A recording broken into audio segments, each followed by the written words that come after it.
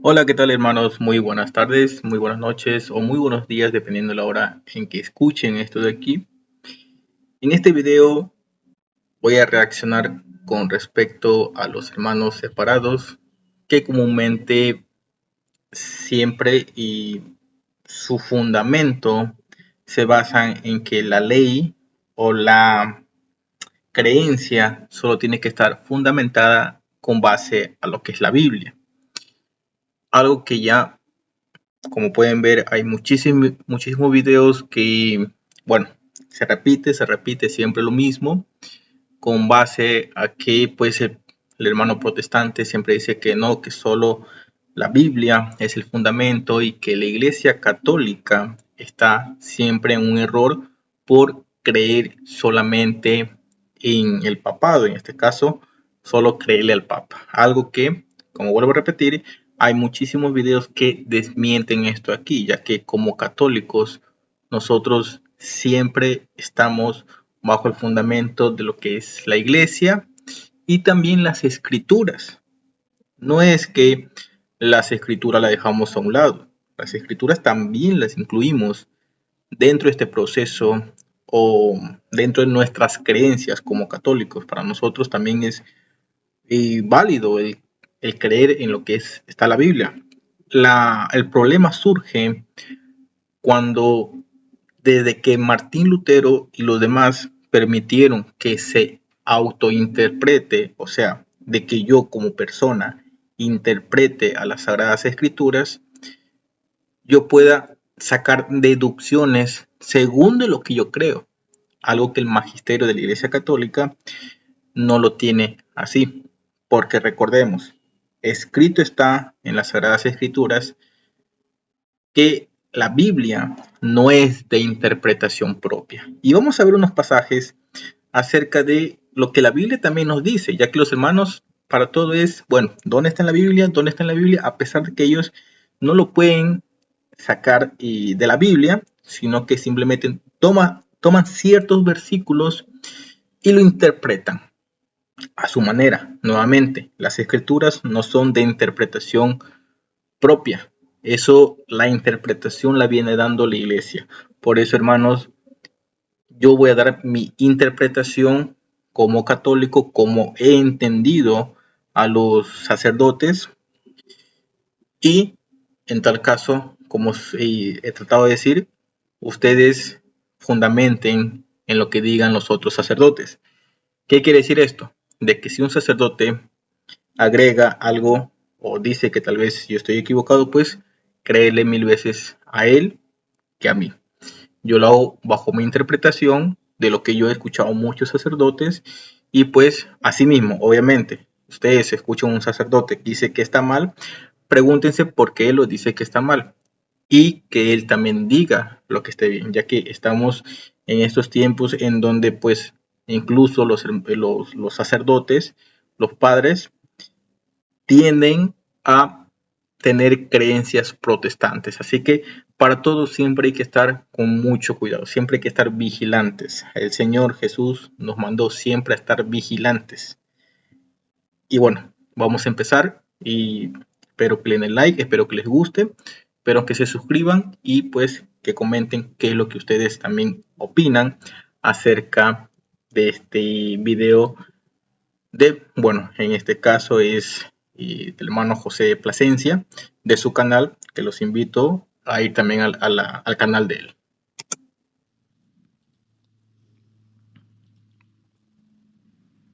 Sean todos bienvenidos, estoy contento de estar una vez más por acá con todos ustedes, sobre todo porque tenemos un invitado, es como la segunda parte.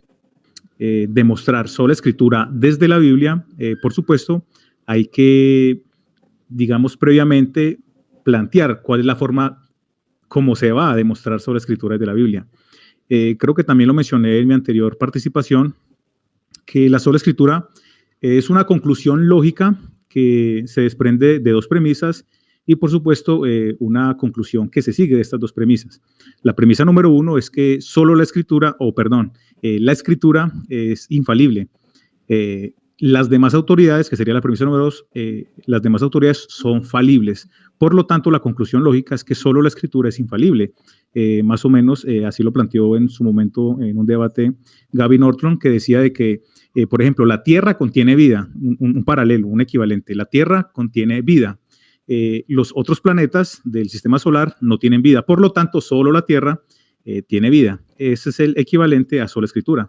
Entonces, para demostrar bíblicamente de que sola escritura es verdad, simplemente yo debo proponerme demostrar de que la premisa número 1 es verdad desde la Biblia y la premisa número 2 también es verdad desde la Biblia. Eso sería, en mi caso, la demostración de sola escritura desde la Biblia. ¿Me entiendes hasta ahí, mi estimado, cierto?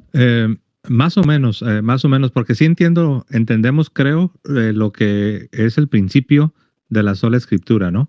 Que es la única autoridad infalible, porque sé que sí reconocen la autoridad de pastores o ministros autorizados y sí reconocen hasta un cierto límite la autoridad que tendría la tradición bimilenaria de la iglesia.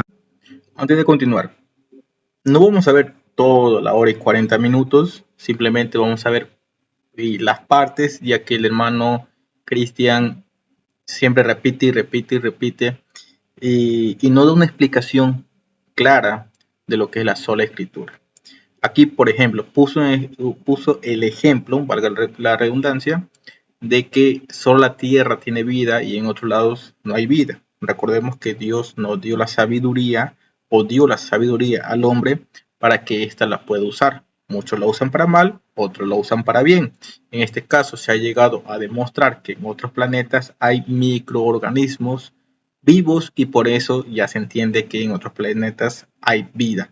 Pero bueno, eso es otro tipo de tema. Ahora, ese ejemplo que dan, si se dan cuenta, son ejemplos con base a lo que ellos creen, con lo que acabo de decir, y el mismo ejemplo que puso Cristian, de que solo la tierra tiene vida. Eso es algo que él interpreta, porque otra persona interpretó por él, y él simplemente le cree, pero a esa persona que interpretó, ¿quién le enseñó? Nadie. Él simplemente lo quiso hacer de esa manera, algo que la iglesia no lo mantiene así. La iglesia es como una tradición de años que se ha venido dictaminando y por eso pues lo creemos o creemos lo que creemos. Los padres de la iglesia, la historia, pero sé que únicamente le asignan autoridad infalible a la Sagrada Escritura, ¿no? Entonces, yo creo que eso entonces, si eso es así, tendríamos que encontrar fundamento en la misma escritura, ¿no? Para poder abrazar, para poder creer y defender a capa y espada esta idea, ¿no? Porque yo creo que si no encontramos en la misma escritura que existe el fundamento bíblico y teológico para creer en esta idea de sola escritura, de que solamente las páginas de la Biblia tendrían autoridad infalible, si no lo encontramos eso en la misma escritura, pues yo creo que ahí hay una autorrefutación. Porque entonces la misma escritura estaría probando que sola escritura no se sostiene porque no se enseña y no hay fundamento en la Biblia, ¿no? Entonces, ¿a qué pasaje bíblico te gustaría ir primero, Cristian? Ok. Mi primer propósito, la intención primaria de estos versículos va a ser demostrar de que la Biblia es infalible. Creo que no vamos a estar mucho en desacuerdo en estos pasajes que vamos a compartir, entonces por lo tanto, como forma introductoria están perfectos. El primer versículo es un versículo muy famoso. Un comentario ahí, Cristian, perdón. Lo que pasa es que los católicos sí creemos que la Biblia es infalible. Sí creemos eso. Digamos que lo que nos separa a católicos de protestantes no es que si la Biblia es o no es infalible, sino lo que nos separa, lo que nos distingue, es que el protestante dice que solo la Biblia es infalible y el católico responde que no. Entonces, lo que creo yo que cualquier protestante tendría que probar es que solo la Biblia. No hay más. Exacto. No. Okay. Es que eso tampoco lo creemos. Los católicos, nosotros sí creemos en otras autoridades y entendemos que los protestantes también reconocen otras autoridades. Pero lo que sí nos distingue es que ustedes solamente le asignan autoridad infalible a las páginas de la Biblia. Y yo quisiera que pues tú nos mostraras en qué parte se enseña eso, que solo las páginas de la Biblia tienen autoridad infalible. Ok, José, para estar seguro de que vamos en la misma línea, mi propósito es llegar a una conclusión lógica. ¿Cómo lo voy a hacer? Primero, demostrando de que la Biblia es infalible y segundo, demostrando bíblicamente que no hay otras autoridades infalibles. La conclusión lógica de eso es de que solo la Escritura es una autoridad infalible.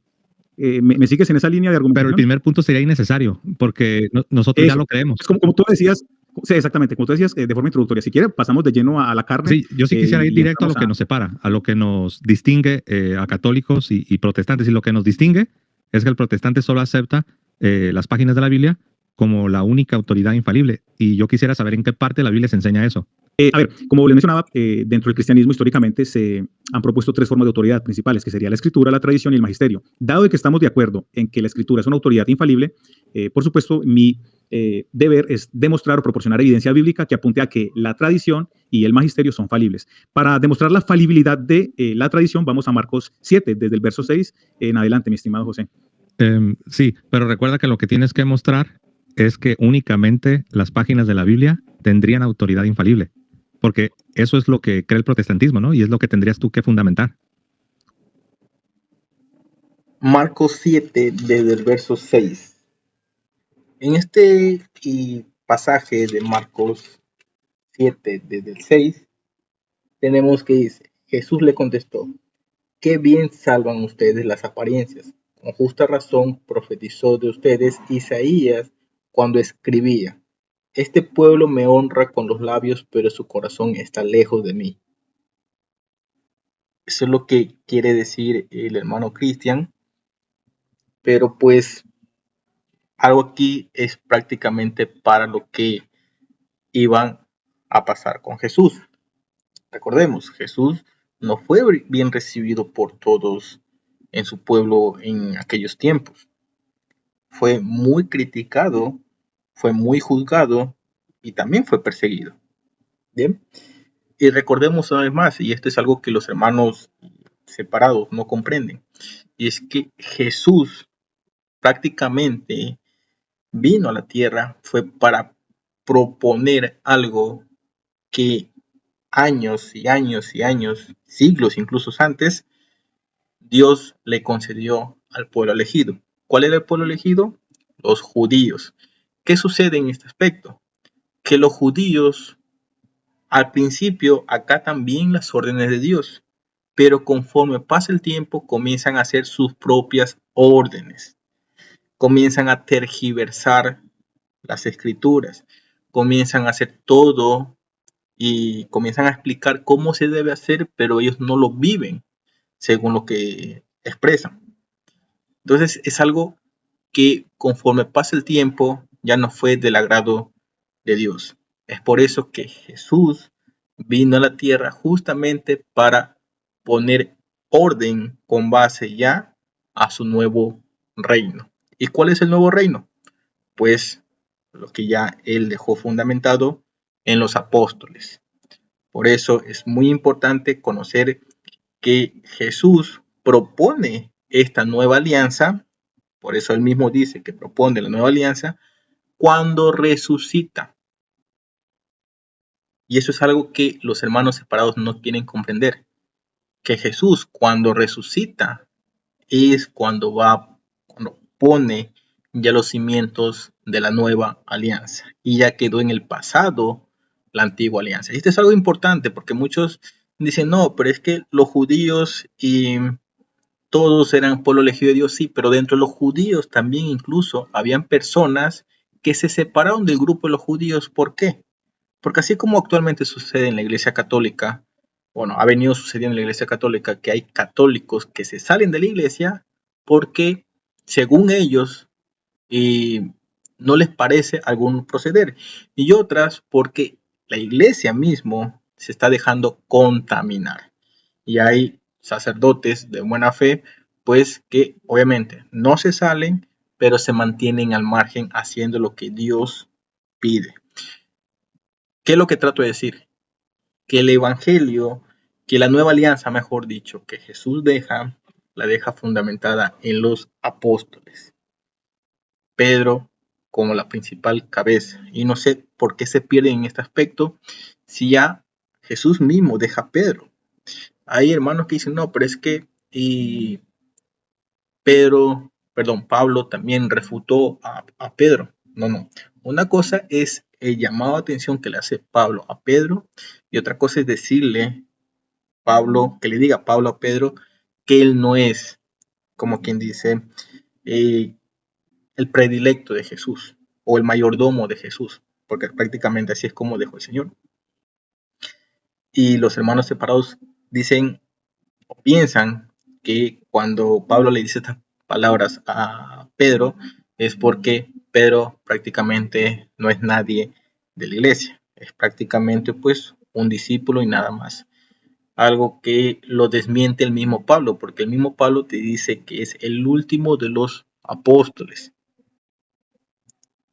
¿Y esto qué nos indica? Que nosotros podemos enviar una carta al padre, al obispo o al papa si algo está mal, con todo, siempre y cuando se lo haga con respeto. Pero no con esto, digamos, le podemos decir que usted no es el papa, usted es un anticristo, usted es lo peor. No.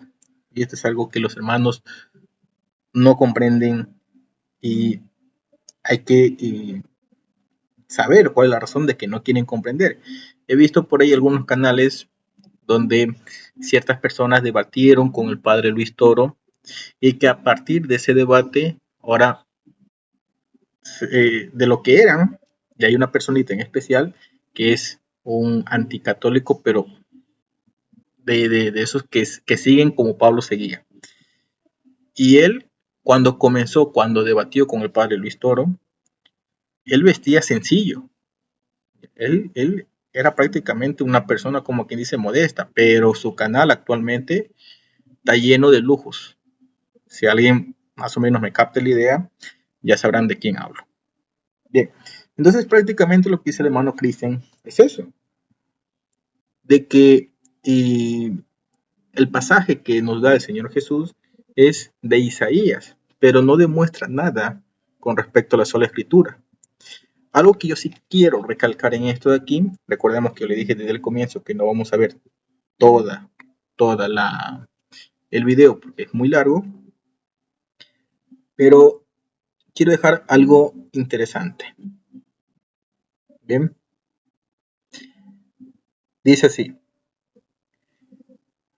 ustedes juzgan, ya esto de Juan 7, Juan capítulo 8, versículo 15. Ustedes juzgan con criterios humanos, yo no juzgo a nadie. Y si yo tuviera que juzgar, mi juicio sería válido porque yo no estoy solo, el Padre que me envió está conmigo. Aquí algo para introducir el hecho de que en la persona de Jesús también vivía el Padre y por ende también vivía el Espíritu Santo. Ahora, aquí algo que también quiero recalcar. Dice, en el versículo 25, le preguntaron, pero ¿quién eres tú? Jesús le contestó, exactamente lo que acabo de decirles.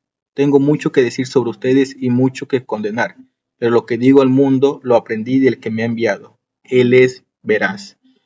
¿Qué nos trata de decir aquí el Señor Jesús? De que Él también pudo haber dicho con Biblia en mano, o bueno, con las Sagradas Escrituras, con los papiros de aquel entonces, y decir, aquí está, que ustedes me van a hacer esto. Pero ¿qué nos dice o qué explica Jesús?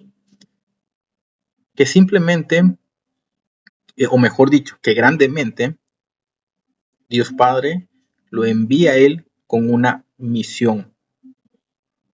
Entonces es prácticamente lo que Él dice, es prácticamente hablado, no escrito. Y es por eso que aquí con este versículo uno ya puede tumbar esa idea de que solo la escritura, cuando Jesús mismo se basa en lo que le dijo el Padre. Y entonces, en esta parte tenemos que comprender, vuelvo a repetir lo que dije al comienzo, las escrituras no son de interpretación propia. Yo lo digo con base a lo que escuché, con base a lo que leo. Pero si hay un sacerdote que dice, no, lo que él dice está mal, créanle, pero siempre con criterio de quién es ese sacerdote y si el sacerdote está también pues haciendo las cosas bien. También les voy a mostrar otro y que me parece muy interesante, y es el hecho de por qué nosotros creemos que el magisterio de la iglesia, los sacerdotes y el papa, hay que hacerles caso a ellos. Miren, dice en Juan 14, capítulo 25, dice: les he dicho todo esto mientras estaba con ustedes. En adelante el Espíritu Santo, el intérprete que el Padre les va a enviar en mi nombre, les enseñará todas las cosas y les recordará todo lo que yo les he dicho. Esto es algo fundamental porque nos dice, claramente nos dice, que el Espíritu que Jesús le deja a sus apóstoles, recordemos que Jesús no dice a todas las personas en el mundo van a tener el Espíritu Santo, no, sino solo los que creen en Él, solo los que creen en su palabra, no en el nombre, porque lastimosamente los hermanos separados solo creen en el nombre de Jesús, pero no le creen a Jesús. Entonces, este versículo prácticamente también le tumba, porque Jesús en un rato dice: voy a dejar escrito ciertas cosas para que ustedes lo divulguen al mundo. No. Jesús dice que va a enviar por medio del Padre el Espíritu de Dios Padre, para que los apóstoles y todos los sucesores desde aquel entonces hasta la actualidad tengan esa dicha de ser intérpretes, de dar a conocer las enseñanzas de Jesús y por ende la salvación. Entonces, esto, hermanos, ya con esto prácticamente se tumba lo que los hermanos separados quieren decir. Ahora, si un hermano separado quiere enfocar algo más, yo sinceramente, todo lo que dice aquí sobre cuando mencionan de las Sagradas Escrituras, como lo menciona Jesús, hace referencia incluso que todo fue dicho. Recordemos que incluso Isaías, ¿quién le dijo a Isaías? Isaías fue prácticamente un intérprete en la tierra de lo que dijo Jesús, de lo que dijo Dios, perdón. ¿Por qué? Porque el Espíritu de Dios estaba en Isaías, estaba con Isaías, y entonces le daba esta visión profética a Isaías, y él, o las personas que escribieron por él, lo escribieron. Y de esa manera pues quedó plasmado para que las personas comprendan. Porque fácilmente Isaías también lo pudo haber dicho, y las personas que estaban con él les creían. Pero bueno, tampoco a Isaías le creyeron. Entonces por eso es muy importante conocer que el Espíritu Santo habita en los sacerdotes. Ojo, el Espíritu Santo habita en los sacerdotes, todos, buenos y malos, todos.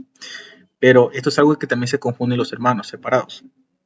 Dicen, no, pero es que ese sacerdote, mira, ese sacerdote roba, mata, viola, miente. Sí, pero eso de juzgar, hay dos cosas que yo siempre he dicho. Si es algo grave, terrenal, que ocurra bajo el cuerpo de ese sacerdote, puede llevarse un juicio terrenal. Y eso también la iglesia lo acepta, que ese sacerdote lleve un juicio terrenal. Lo que no se puede hacer es condenar el hecho de que él sea sacerdote. O sea, se puede condenar en un tribunal terrestre, por decirlo así, a la persona, al cuerpo de ese sacerdote, pero no se puede condenar al sacerdote. No sé si me hago entender. Prácticamente no se puede condenar al espíritu que habita en el sacerdote, porque es el Espíritu de Dios. Bien, el Espíritu de Dios no le va a decir o no lo hace santo inmediatamente. El Espíritu de Dios está en el sacerdote, en el obispo, en el papa, en las personas que buscan a Dios, para que Dios se manifiesta a través del Espíritu. Pero es cuestión del sacerdote, de su carne, hacer el bien o hacer el mal. Porque el mismo sacerdote se puede condenar, puede ir al infierno, puede ir al purgatorio. No es porque es sacerdote ya tiene ganado el cielo, no, y eso es algo que lo malinterpretan los hermanos separados. El sacerdote se puede condenar, porque Jesús nunca dijo, ustedes por el hecho de estar conmigo van directamente al cielo. No, no, no. Dijo, incluso a los apóstoles, les dijo que van a tener que padecer. Ahora imagínate que ellos hubiesen dicho, no, yo no quiero padecer, Jesús, yo quiero vivir mi vida tranquilo, yo quiero estar alejado de todo lo que me haga sufrir y listo. Lo que actualmente hace la gente. La gente no quiere sufrir en el nombre de Jesús. La gente, cualquier sufrimiento, pues se quiere alejar, no sufre en el nombre de Jesús. Y eso es algo que si lo tomamos de esta manera, yo pregunto, ¿por qué entonces te quieres salvar? Jesús dijo, yo voy a mi Padre para prepararles mucho, porque hay muchas moradas en la casa de mi Padre, y después vendré por ustedes. Y todos los discípulos, con excepción, claro, con el que le entregó, aceptaron su destino. El único que no tuvo un destino horrible, por decirlo así, y bueno, de los 11 que quedaron, fue Juan. Pero todos los demás padecieron, sufrieron. Pero incluso Juan también fue perseguido. Enhorabuena, él murió de viejo, pero fue también perseguido.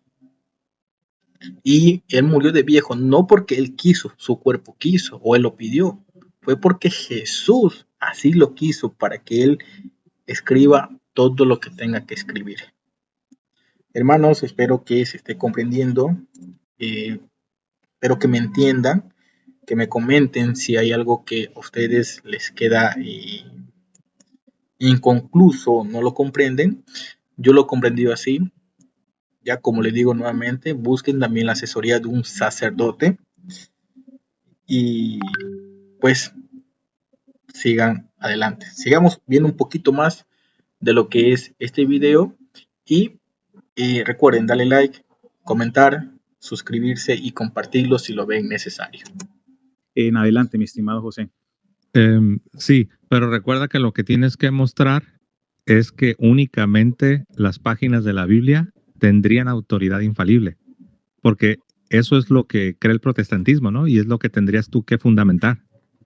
Ok, pero, a ver, José, sigue mi línea de argumentación. Yo debo demostrar solamente dos premisas. Número 1, que la Biblia es infalible. Número 2, que el magisterio y la tradición son falibles. Eso demostraría, en conclusión, de que la única autoridad infalible es la Escritura. Es una consecuencia lógica. No sé si está siguiendo mi línea de argumentación. Sí, estoy escuchándote con detenimiento lo que dices, pero en la realidad no, eso no estaría demostrando que algo tan específico como sola Escritura sería verídico, sería verdadero. Porque tú puedes demostrar que 3, 4, 5, 6 cosas son falibles, pero aún así no estarías probando que aquello que propones de manera positiva, a saber, las páginas de la Biblia, sería lo único, exclusivamente y lo único infalible, porque hay más cosas en este mundo, ¿no? Entonces, más bien lo que se tendría que probar no es si esto o aquello es falible, sino más bien tendrías que probar que la Biblia enseña que lo único que tiene autoridad infalible son las páginas de la Biblia. Mi estimado, creo, José, que estás cometiendo una falacia de categoría, porque recuerda que sola Escritura reclama una autoridad infalible. Acá la palabra especial es autoridad, es una autoridad infalible. No estoy diciendo que sola Escritura es infalible solamente, es una autoridad infalible. ¿Por qué? Porque por supuesto van a haber otros elementos que podrían calificarse como infalibles o inerrantes. Es más, te pongo un ejemplo. Mira, este papel en blanco. Este papel en blanco es infalible en temas de fe y moral. ¿Por qué infalible? Porque no tiene ninguna proposición falsa. Eso en cierta manera es una forma de inerrancia. No, eso no es infalibilidad. Sí, eso, al menos sería inerrancia. No, bueno, primero pues hacer una corrección. Tú dices que yo cometí una falacia cuando yo dije que la Escritura es infalible, pero no, yo fui bien específico. Dije, Cristian va a mostrarnos unos pasajes bíblicos donde él cree encontrar un fundamento para decir que únicamente tiene que únicamente la Biblia tiene autoridad infalible. O sea, yo he sido bien específico, estamos hablando de autoridad infalible, entonces yo no veo en qué parte de lo que dije estaría una falacia. No, No, yo lo que señalo es que creo que caes. Porque, pero a ¿en ver, qué nuestra punto caí en la discusión, falacia? porque no estamos discutiendo si hay otros elementos infalibles. Estamos hablando de autoridades. Y en el judeocristianismo solamente se han propuesto 3 formas de autoridad. O sea, no existen más. No sé cuál me podrías tú proponer otro tipo de autoridad dentro del judeocristianismo. Sí, pero eso es precisamente lo que te pedí que tú tienes que demostrar, que la Biblia enseña que únicamente las páginas de la Biblia serían o tendrían autoridad infalible. Ahí no hay ni una falacia. Yo creo que sí estoy pidiéndote lo que el protestantismo propone, ¿no? Entonces, ¿cuál pasaje de la Escritura enseñaría esta idea? Que lo único infalible o que tiene autoridad infalible son las páginas de la Biblia. A ver, acá creo que vamos a entrar en una previa discusión porque, por supuesto, mi propósito es demostrarte que solo la Escritura es una autoridad infalible. Y dado de que en el judeocristianismo solo existen 3 formas de autoridad que se proponen, si yo demuestro que esas otras 2 son falibles, como consecuencia, tengo que afirmar de que solo la Escritura es verdad. Ojo, no estamos hablando solamente de elementos o de momentos o de cuestiones, estamos hablando de autoridades. Una autoridad es... Ajá. Son Dale, cosas José. diferentes. Es que son cosas diferentes. Tú lo que tendrías que demostrar es que la Biblia sí enseña, que la Biblia sí nos enseña este principio o esta doctrina de la sola escritura. ¿Qué es sola escritura? Que únicamente la Biblia tiene autoridad infalible. Entonces, Ajá. ¿en qué parte se enseña eso? Y es lo que yo quisiera saber. José, te voy a poner un ejemplo. Si yo digo de que en mi casa soy la única persona que habita en ella, ¿cómo se puede demostrar? Creo que una forma simple sería que tú recorrieras mi casa y descubrieras de que no hay otras personas y eso demostraría de que yo soy el único ser humano que habita la casa.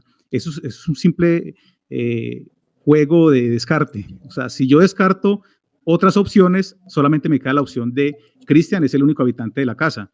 Lo mismo pasa con sola escritura. Si yo demuestro o descarto las otras posibles que se pueden postular como autoridades infalibles, eso nos trae como consecuencia lógica de que solo la escritura es infalible. Eso es demostrar solo la escritura desde la Biblia. Si yo bíblicamente logro descartar las otras autoridades como infalibles, o sea, demuestro que son falibles, eso como consecuencia lógica me trae sobre la mesa de que solo la escritura es infalible.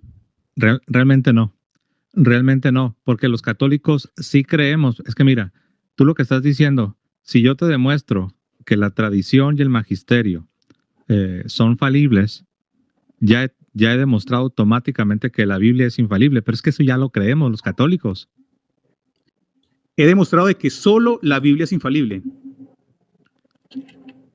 No, porque eso tendrías que demostrarlo. O sea, la Biblia tendría que enseñar eso. Y hasta ahora van 3 veces que te pregunto en qué parte de la Biblia se enseña eso, pero no me has dado ni un solo pasaje.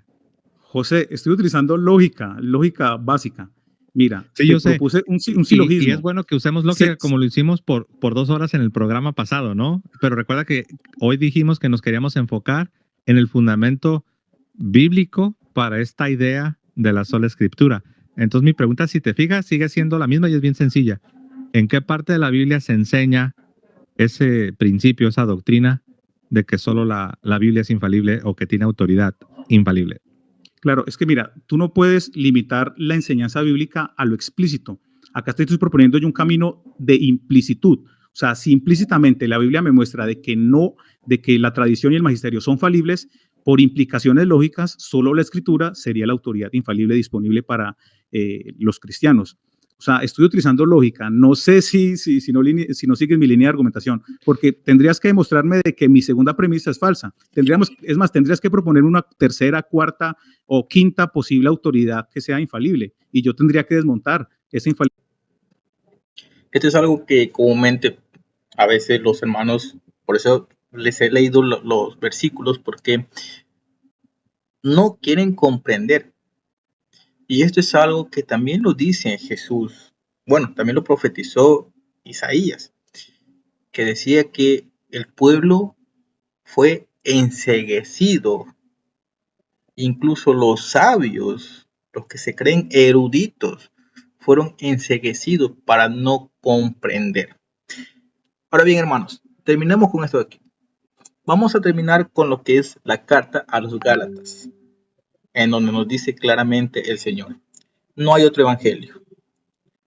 A partir de capítulo 1, versículo 6. Me sorprende que ustedes abandonen tan pronto aquel que según la gracia de Cristo los llamó y se pasen a otro evangelio. Pero no hay otro evangelio. Solamente hay personas que tratan de tergiversar el evangelio de Cristo y siembran confusión entre ustedes. Pero aunque nosotros mismos o un ángel del cielo viniese a evangelizarlos en forma diversa a como lo hemos hecho nosotros, yo le digo, fuera con él. Se lo dijimos antes y no se lo repito. Si alguno viene con un evangelio que no es el que ustedes recibieron, maldito sea. Anatema. ¿Con quién tratamos de conciliarnos? ¿Con los hombres o con Dios?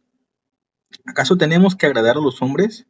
Si tratara de agradar a los hombres, ya no sería siervo de Dios. Y esto es muy importante porque incluso en la religión católica, incluso en la iglesia católica, hay sacerdotes, como lo que está sucediendo, que comienzan a tergiversar las escrituras para decir que tal cosa tal vez no fue así, sino que fue de otra manera, y eso para apoyar a la agenda del arco iris, prácticamente, todo esto que está sucediendo. Y esto es algo que el protestante tiene que comprender. ¿Por qué la iglesia católica, siendo tan perseguida, incluso dentro de sus murallas, por decirlo así, de la iglesia, está ocurriendo estos casos? ¿Por qué con ellos? Porque miren que la iglesia católica se está carcomiendo, pero ojo, Jesús prometió estar en la iglesia hasta que regrese. Así que por más sacerdotes que hagan el mal dentro de la iglesia, por más obispos que hagan el mal, Dios siempre estará aquí viendo la fe de las personas. Y esto con el hecho de comprender que nosotros como personas estamos siguiendo lo que Él nos manda. Así que, hermanos, espero que les haya gustado el video. Recuerden una vez más suscribirse si así les parece. Comúnmente esto de la religión católica, YouTube no lo promociona. Espero que al menos los vean algunos y de esa manera pues espero yo haberme hecho entender. Saludos, bendiciones a todos y nos vemos en una próxima.